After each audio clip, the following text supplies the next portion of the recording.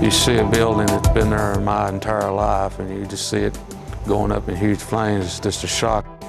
Dispatch called me, so I head out the door, and on my way to town, I'm like, all right, what do I gotta do first? What do I gotta do here? I was just trying to get ideas in my head of what we're gonna do, what do I need to do here, what do I need to do there.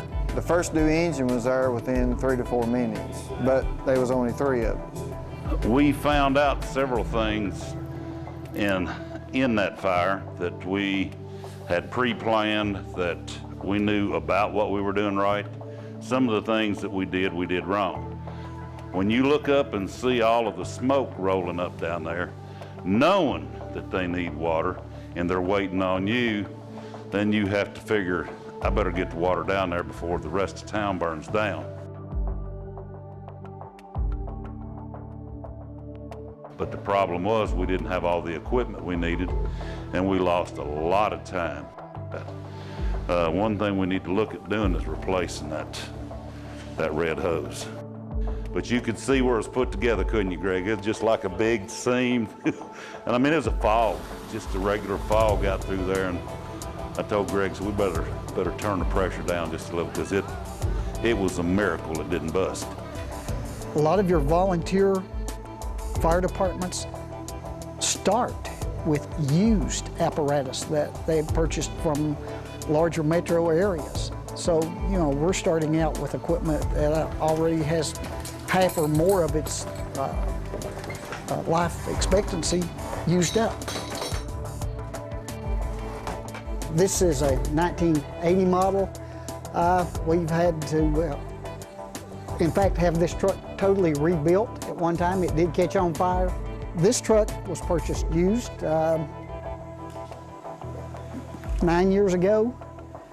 So we bought the truck and immediately have begun a repair program with this truck.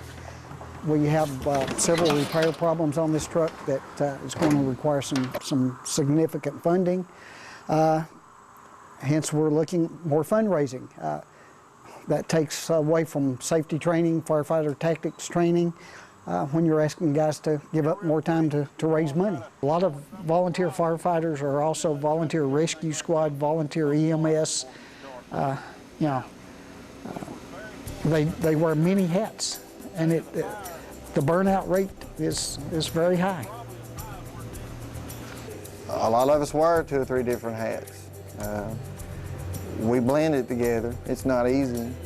It's not easy on us or our families, because, you know, we got to spend a lot more time away from home than normal, you know, paid firefighters working a 24-hour and getting off. So, I mean, we pull double duty.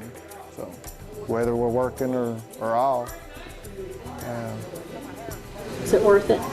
Oh yes, it's worth it. Every bit of it. Just being in a rural area, a lot of the response times are, you know, 20, 30 minutes. So, you know, by the time we get the 911 call, you know, depending on how long the fire's been burning, that takes off a lot of the time that we need to put the fire out. The thing that hinders a lot of us, and we usually have to drive to a distant place to learn. It's, you know, you don't have enough firefighters locally to offer the classes. And does all this come out of your own pocket? Yeah, your expenses traveling, and, you know, if you're staying overnight and your eats, and you know, anytime you need to upgrade some gear, need a pair of boots, generally you're gonna have to buy them yourself.